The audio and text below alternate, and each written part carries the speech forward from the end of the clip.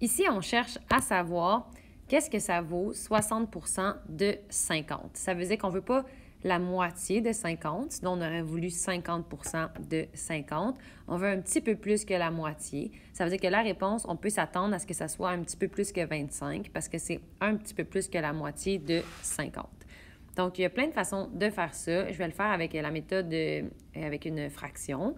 Donc, 60 en fraction, ben c'est 60 sur 100. Et ensuite, quand on veut 60 de quelque chose, le de signifie que c'est une multiplication. Donc, ce qu'on veut faire, en fait, c'est 60 sur 100 fois 50.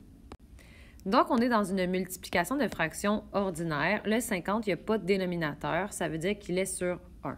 Avant de se mettre à multiplier les numérateurs ensemble puis les dénominateurs ensemble, on va premièrement essayer de réduire nos fractions au maximum.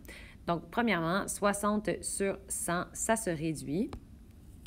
Premièrement, on peut enlever les deux zéros et ensuite 6 sur 10, ça se réduit encore à 3 sur 5.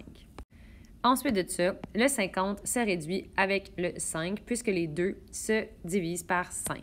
Donc, 5 divisé par 5, ça fait 1. Puis 50 divisé par 5, ça fait 10. Donc, on peut maintenant multiplier les numérateurs ensemble et les dénominateurs ensemble. 3 fois 10, ça fait 30.